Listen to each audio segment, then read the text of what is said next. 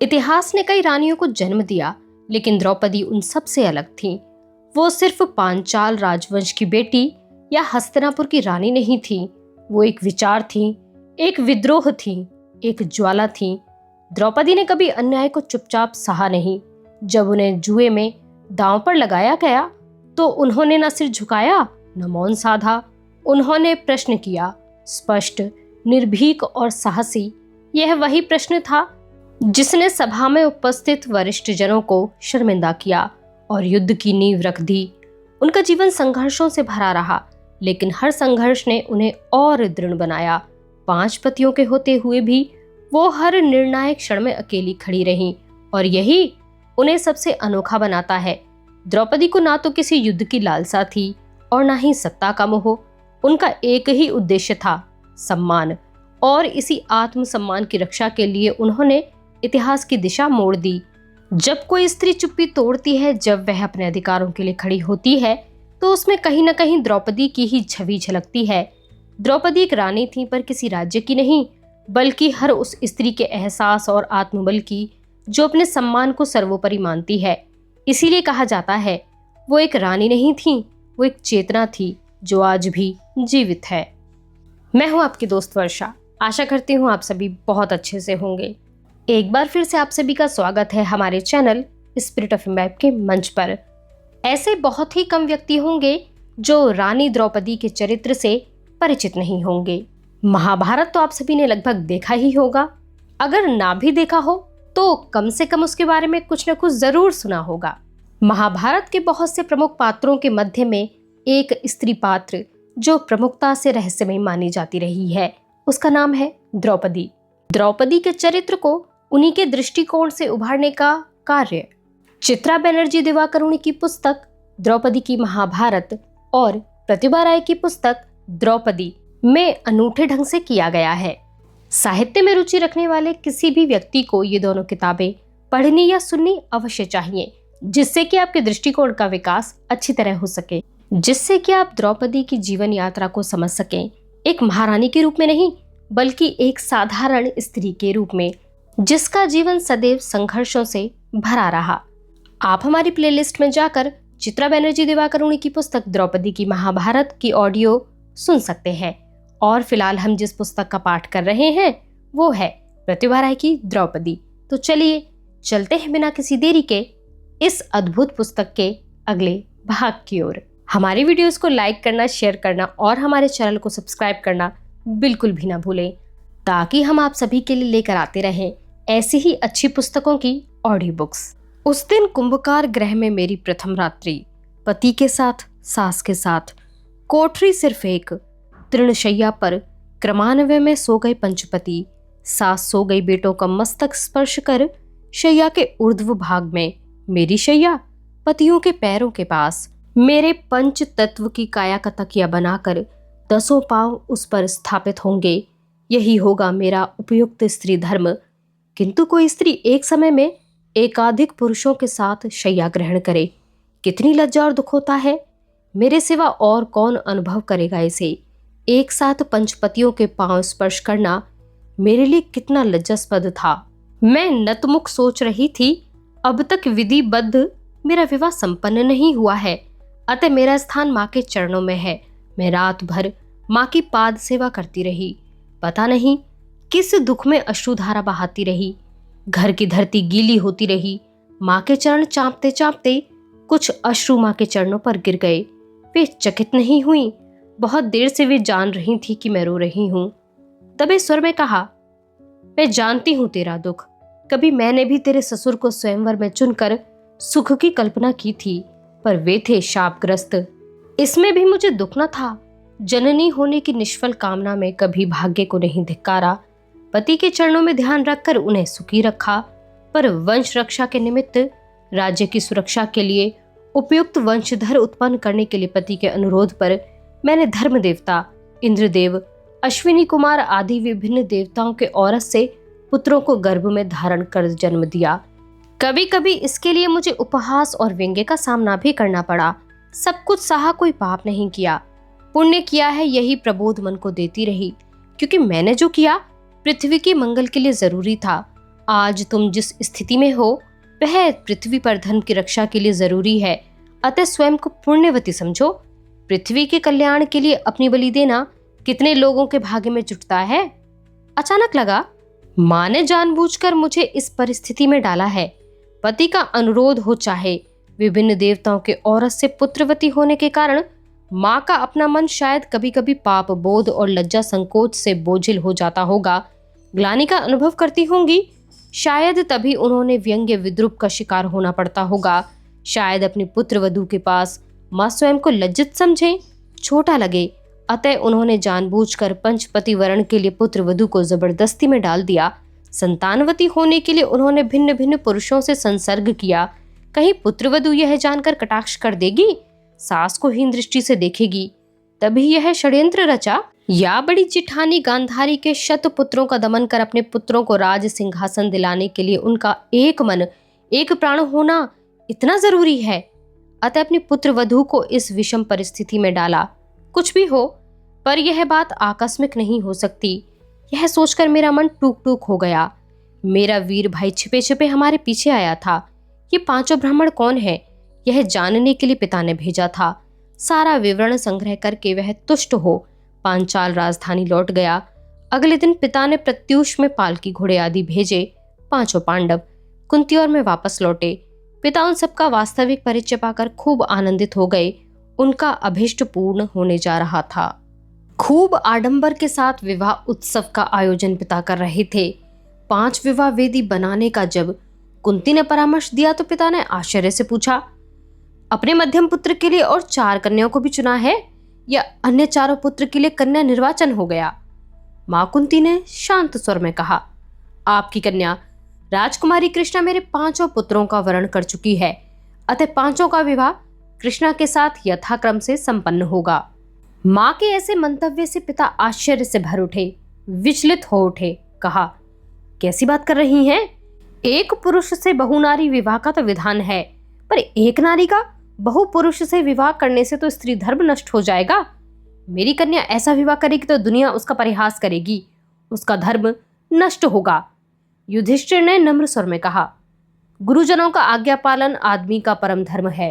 पितृ आज्ञा पालन करके परशुराम मात्र हंते बने। हम बाल्यकाल से पितृहीन, माँ हमारी सर्वमय कर्ता। उनका आज्ञा पालन कर यदि 5 कृष्णा से विवाह करें तो हमारा धर्माचरण ही होगा। दृष्टिद्युम्न विरक्ति में भर गए। गुरुजन की आज्ञा यदि अन्यायपूर्ण लगे तो उसका भी पालन धर्माचरण ही होगा। युधिष्ठिर ने शांत एवं नम्र स्वर में कहा, मां कुंती आर्यावर्त की धर्मपरायणा विदुषी हैं, उनकी आज्ञा कभी अन्याय नहीं हो सकती। दोनों का तर्क बढ़ता देख पिता ने बीच में कहा, प्रथम पांडव, मुझे गर्व है कि अर्जुन ने कृष्णा को स्वयंवर में जय किया। कृष्णा पंचपति वरण करे इस संबंध में यदि अर्जुन को ही आपत्ति हो, परंतु ऐसा कभी हुआ है? पिता को युधिष्ठिर ने पुराणों से उदाहरण दिए, समझाया। जटिला ने भी धर्म रक्षा के लिए सप्तपति वरण किए थे। धर्म की रक्षा के लिए बहुपति ग्रहण करने में पाप नहीं। तभी कृष्ण द्वैपायन वहां पहुंच गए। पिता के द्वंद्व का कारण जानकर बोले, राजा द्रुपद, मुक्ता हो पुष्प हो, देवता के गले में शोभाने के लिए उन्हें माला में ग्रथित करना होता है। सूक्ष्म सूत्र को छोड़ पुष्प या मुक्ता को एकत्र ग्रथित करना संभव नहीं। आज वैसे ही आर्यावर्त में धर्म की रक्षा के लिए 5 पांडवों का माला सदृश एकत्र ग्रथित होना जरूरी है। उन्हें एकत्र बांधे रखने के लिए सिर्फ तुम्हारी रूपवती कन्या कृष्णा ही समर्थ है। पुष्पहार देवता के गले में शोभा पाता है, पर पुष्पों में छिपे सूत्र की मेहनी तक कौन अस्वीकार करेगा? वैसे ही 5 पांडव आर्यावर्त में धर्म की प्रतिष्ठा करेंगे तो भी कृष्णा की महती भूमिका इतिहास में पवित्र अक्षरों में लिपिबद्ध होगी। यज्ञ कुंड से संभूता कृष्णा का जीवन विशिष्ट है, अतः अतुलनीय होना स्वाभाविक है। तो फिर द्वंद्व कैसा? सारे द्वंद्व समाप्त हो गए। मैं हुई 5 पुष्पों को एकत्र बांध रखने का सूक्ष्म सूत्र, जिसे कोई नहीं देखेगा, उसका दुख दर्द कोई नहीं पहचानेगा, उसकी यंत्रणा की टेर किसी को नहीं मिलेगी। 5 दिन तक विवाह उत्सव चला। राजपुरोहित धौम्य ने मेरे हाथ को एक एक कर 5 पांडवों के हाथ के साथ मिलाया। एक एक कर 5 बार अग्नि को साक्षी रखकर मैंने पंचपति वरण किए। 5 बार प्रतिज्ञा की, काय मनोवाक से मैं तुम्हारी हूँ, नितांत तुम्हारी। तुम्हारे पास असत्य आचरण नहीं करूंगी। सत्य सत्य त्रिबार सत्य कहती हूँ। अपने मन में प्रश्न उठा, ऐसा संभव है? यह सत्य है या आत्म प्रवंचना? प्रथम बार विवाह वेदी पर युधिष्ठिर के हाथ में मेरा हाथ पुरोहित ने रखा। उस रात्रि में उनके साथ मेरी भेंट होनी थी, वही हुआ। पिता ने 5 आवासों की व्यवस्था की। मेरे पंचपति वहां ठहरे। मधुर मिलन रात्रि के लिए 5 केली कुंजों का आयोजन हुआ, 5 प्रासादों में विशेष आडंबर के साथ।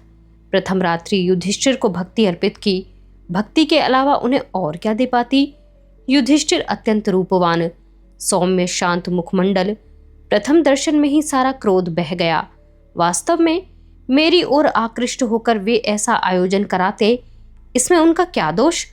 दोष तो उनका है जिन्होंने नारी देह में इतना रूप और यौवन भरा है और पुरुष की दृष्टि में भर दी सौंदर्य की पिपासा। मैंने उन्हें प्रणाम किया। शांत कोमल स्वर में कहा, तुम्हारे मन में कोई दुख तो नहीं द्रुपद नंदिनी? ऐसे विवाह के लिए एक तरह से मैंने तुम्हें बाध्य किया है। मुझे बुरा समझती हो? शूण हो?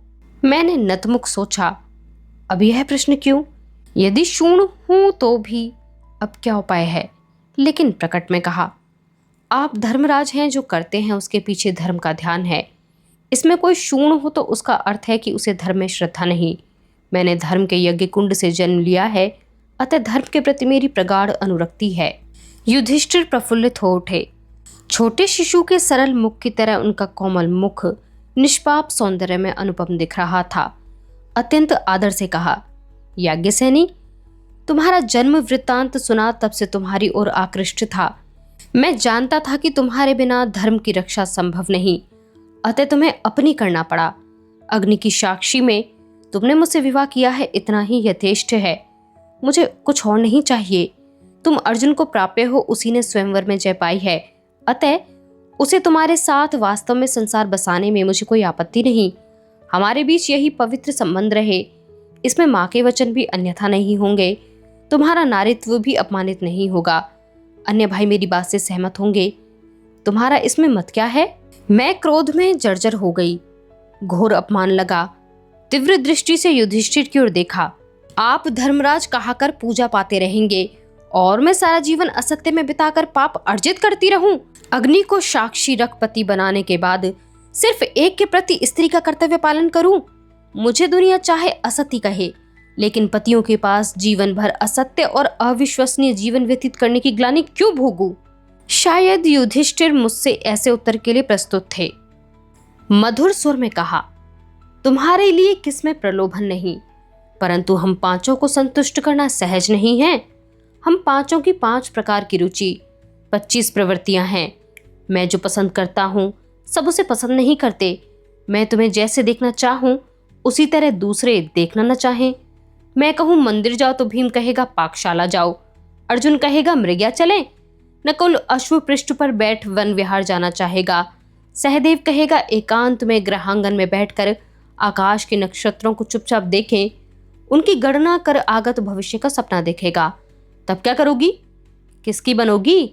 किसकी बात रखोगी? मैं तो चिंता में पड़ गई, पर प्रकट नहीं की। आप जो आज्ञा देंगे पहले वैसा ही होगा, क्योंकि आपकी आज्ञा का अन्य भाई भी पालन करते हैं। युधिष्ठिर ने आंतरिकता से कहा, बात इतनी सहज नहीं है याज्ञसेनी, तुम्हें इसमें कष्ट होगा। पुरुष की प्रकृति से तुम परिचित नहीं। अपने प्रिय पदार्थ पर किसी अन्य का अधिकार वह सह नहीं सकता। तुम तो वैसे ही 5 की प्रियतमा हो। हम में से कोई तुम्हें पल भर भी अपने निकट से अंतर करना नहीं चाहेगा। किसी को जरा सी भी उपेक्षा सहन नहीं होगी। तब अवस्था क्या होगी? मैंने विचार किया है, एक नहीं कई बार, परंतु मेरी भावना का क्या मूल्य है? माता कुंती का वचन रखने के निमित्त मेरी आहुति दे दी गई। युधिष्ठिर पर और क्रोध उठा। सब प्रारंभ इन्हीं का किया है, पर अब ऐसी सफाई क्यों दे रहे हैं? वे जानते हैं कि अब और परिवर्तन असंभव है, फिर भी व्यर्थ की बातों का अवतारणा क्यों? मैंने स्थिर स्वर में कहा, मेरे कारण आप लोगों को कष्ट शायद ना हो। सब मुझे संपूर्ण रूप में पाएंगे, इस बात का वचन देती हूँ। कृष्णा धरित्री की तरह सर्वसहा नहीं है, फिर भी कुटिलता और अविश्वसनीयता से वह घृणा करती है। युधिष्ठिर मेरे उत्तर की प्रतीक्षा में थे। मेरे कंधे पर हाथ रखकर कहा, आओ याज्ञसेनी, मेरे जीवन में धर्म यज्ञ के अंशीदार बनकर अब मेरी धर्म पत्नी बनो। मेरे जीवन में तुम आद्य नारी हो। स्वयं को मैंने दृढ़ किया। धर्मराज युधिष्ठिर की पत्नी बनने के लिए आर्यावर्त की कितनी ही राजकुमारियों ने तपस्या की होगी। मैं उन्हें पा रही हूं बिना किसी तपोबल के, पर मैं अब भी अर्धकुमारी हूं। मेरा विवाह अब भी पूरा नहीं हुआ है। अग्नि को साक्षी रख और 4 पतियों का वरण करना है। इससे पहले अपने कुमारित्व की बलि देना मेरे लिए उचित नहीं होगा। मेरे सामने खड़े हैं मेरे पति, धर्मात्मा, सौम्य, वीर, ज्ञानवान, हस्तिनापुर के युवराज। आज मेरी प्रथम मिलन रात्रि, पर मैं स्वयं को उनके चरणों में समर्पित नहीं कर पाती। पंचपति के साथ एक एक कर विवाह संपन्न होने तक मुझे अपने कुमारित्व को अक्षुण्ण रखना होगा। जीवन में ऐसी विडंबना, ऐसा द्वंद्व, ऐसा विमर्श संकटपूर्ण मोड़ मेरे सिवा और किसी के जीवन में नहीं आया। भविष्य में भी शायद ही ऐसा घटित हो। दृढ़ हो रही थी, नम्र स्वर में कहा, क्षमा करना धर्मराज, अभी भी मेरा विवाह संपूर्ण नहीं हुआ। प्रभात होने से पूर्व सूचि स्नान कर मुझे पुनः वेदी पर बैठना होगा। अग्नि को साक्षी रखकर वैदिक रीति से पतिवरण करने की योग्यता किसी कौमार्य युक्त कन्या में ही होती है। आप मुझे ठीक समझेंगे। हंस पड़े युधिष्ठिर। उस हंसी में छलना न थी, पश्चाताप नहीं, कारुण्य नहीं, हाहाकार नहीं। शांत स्वर में बोले, जीवन की प्रथम परीक्षा में सहज ही उत्तीर्ण हो गई हो याज्ञसेनी। तुम्हारी सत्यनिष्ठा और आत्मसंयम ही मेरा काम्य है। बोलो, अब रात कैसे कटेगी? मुझे मन ही मन दुख हो रहा था पति के लिए। कितनी सहजता से आयत्त कर लिया अपनी काम वासना को। क्या उन्हें कष्ट नहीं होगा? मुझे मन ही मन अभिशाप नहीं दे रहे होंगे? कोमल शांत स्वर में मैंने कहा, आप विश्राम करें। आपकी सुख निद्रा के लिए मैं बैठकर पाद सेवा करती रहूंगी और रात बीत जाएगी। प्रतिवाद किया, कहा, वरन तुम विश्राम करो, क्लांत हो रही होगी। अरण्य पथ से हमारे साथ चलकर तुम्हें बहुत कष्ट हुआ होगा। मेरी चिंता ना करो, मैं बैठकर खेलता रहूंगा। खेलेंगे? हाँ, द्युत क्रीड़ा। किसके साथ? अकेले अकेले? वे हंस रहे थे। मैंने आश्चर्य में भरकर कहा, अकेले अकेले? सब खेलते हैं? सबका अर्थ है तुम, मैं और पृथ्वी के सभी नर नारी, कीट पतंग। हम सब स्वयं तो नहीं खेलते, कोई हमें निर्देश देता है, हम खेलते हैं। इस पृथ्वी पर सब अपना अपना जीवन बिताते हैं, अपने लिए जीते हैं। युधिष्ठिर भावावेश में थे। मैंने धीरे से कहा, पर पासा तो अकेला नहीं खेल सकता कोई आदमी। युधिष्ठिर ने वैसे ही कहा, याज्ञसेनी, आज प्रथम मिलन की रात्रि में अपने जीवन की दुर्बलता को तुम्हारे सामने प्रकट कर देना मेरा धर्म है। यह द्युत क्रीड़ा ही मेरी सबसे बड़ी दुर्बलता है। हर क्षेत्र में संयम रख सकता हूं, सिर्फ द्युत क्रीड़ा छोड़कर। ऐसी दुर्बलता का भी कारण है। मैं जिज्ञासु दृष्टि से देखती रही। सोचा, द्युत क्रीड़ा एक राजसी विलासपूर्ण आमोद है। राजाओं को इसमें आनंद मिलता है, पर इसके लिए कोई राजा दुर्बल क्यों होगा? राज्य जय, शत्रुशय, धन रत्न प्राप्ति, सुरा सुंदरी के प्रति राजाओं में दुर्बलता बहुत कुछ रहती है, किंतु द्युत क्रीड़ा के प्रति धर्मराज में दुर्बलता क्यों है? शायद इसके पीछे कैशोर का कोई हट रहा हो, वही अब दुर्बलता में परिणत हुआ हो। बचपन में गुरु द्रोण के पास शिक्षा प्राप्त करते समय पांचों पांडव भाई कभी किसी बात में पराजय नहीं जानते। छात्र जीवन में सब परीक्षाएं अच्छी तरह उत्तीर्ण की, गुरु के प्रिय छात्र रहे। इसके लिए कौरव 100 भाइयों में गहरी हिंसा और द्वेष रहा। किसी अन्य बात में पांडवों को पराजित नहीं कर सके, इसी द्युत क्रीड़ा का सहारा लिया। वैसे छात्रावस्था में द्युत क्रीड़ा का विशेष स्थान न था, अतः इसमें युधिष्ठिर का हारना स्वाभाविक था। किंतु कौरव उसी उम्र में पढ़ाई छोड़कर द्युत क्रीड़ा में पारंगत हो गए। वे पढ़ाई में पिछड़ गए। वे जानते थे कि पांडव वीर हों या विचारवान, द्युत क्रीड़ा में उन्हें कभी नहीं जीत सकते। अन्य क्रीड़ाओं में चाहे पराजित कर दें, भीम का उनके पास किसी भी क्रीड़ा में कोई जवाब नहीं। जल क्रीड़ा में भी कौरवों में से 10-5 को पकड़कर बहुत देर तक डुबोए रखते, खूब छटपटाते, दम घुटता तब छोड़ते। लोहपिंड को लेकर वन में खेलते समय इतनी जोर से पीटते कि अपर पक्ष का भी 1-2 घायल हो जाता। कौरव निष्ठुर और विभत्स आनंद के पुजारी थे, अतः वृक्षों पर चढ़ वे नीड़ नष्ट कर देते, पक्षी शावकों का गला भींच नष्ट कर देते, उसी में आनंद पाते। नीड़ खोए पक्षी दंपत्ति शावकों के शोक में खूब विलाप करते तब कौरवों का अट्टहास उनकी बर्बरता का परिचय देता। ठीक तभी भीम पेड़ को नीचे से ऐसा हिलाते कि वे गिरकर आघात पाते। कभी कभी वृक्ष का मूलोत्पाटन करते और जल स्रोत में निक्षेप कर देते, किंतु द्युत क्रीड़ा में तो बल नहीं चाहिए। पांडवों को वे समय देखकर आवाहन देते द्युत क्रीड़ा के लिए। भीम एवं अन्य भाई उसमें आग्रह नहीं दिखाते। युधिष्ठिर किंतु बचपन से ही आत्मसम्मान सचेतन थे। वे द्युत क्रीड़ा में भाग लेते, सदा हार जाते, दोबारा फिर उनके आमंत्रण पर जाते। क्रीड़ा में आवाहन स्वीकार न करने पर शायद कौरव सोचे युधिष्ठिर ने पराजय के भय से आवाहन स्वीकार नहीं किया है, अतः वे हार कर भी फिर से जा खेलते। मन में सोचते, खेलते खेलते जरूर द्युत क्रीड़ा में पराजित करूंगा। इस जिद में जब समय पाते अकेले ही अकेले द्युत क्रीड़ा का अभ्यास करते और यह उनके जीवन की एक दुर्बलता में परिणत हो गया। यहाँ हार जीत को उन्होंने राजकीय सम्मान के रूप में स्वीकार कर लिया है। हार जीत उनके लिए विशेष महत्व नहीं रखती। कैशोर की वह पराजय ग्लानि उनके अंदर एक अनबूझ झोंक बन गई है। सुनकर लगा हर मनुष्य में कुछ न कुछ जिद, दुर्बलता या झोंक या बद अभ्यास होता है। उस तुलना में युधिष्ठिर की यह निरीह जिद क्षमणीय है। हस्तिना के भावी सम्राट में और कितनी ही जिद होती, दुर्बलताएं होती, उनकी तुलना में यह तो कुछ भी नहीं है। फिर स्त्री के आगे प्रथम मिलन यामिनी में उसे प्रकट करना इस दुर्बलता को भी उनकी महानता में परिणत कर देती है। पत्नी के आगे अपनी मामूली सी दुर्बलता प्रकट करने को भावी सम्राट बाध्य तो नहीं। इस दृष्टि से युधिष्ठिर आदर्श पति हैं। मैंने पुनः पद वंदना कर प्रणाम किया। वे कोमल स्वर में आदेश देने लगे, विश्राम करो राजकन्या, प्रभात से पूर्व मैं तुम्हारी निद्रा भंग कर दूंगा। मैं तो आज शयन नहीं कर पाऊंगा। तुम्हें प्राप्त करने का आनंद मेरी निद्रा हरण कर ले गया। मैं अकेला खेलता हूँ, फिर 4 दिन बाद तुम्हारे साथ जब भेंट होगी तब मैं अकेले अकेले नहीं खेलूंगा। वे मेरी ओर देखकर हंस पड़े। मैं अंदर शक्ति का संचय कर रही थी। अभिनय की प्रथम रजनी समाप्त होती जा रही थी। द्वितीय यामिनी। मुझे घट परिवर्तन तो नहीं करना पड़ता, किंतु व्यक्तित्व तो परिवर्तित करना होता है, रूपांतरित होना पड़ता है।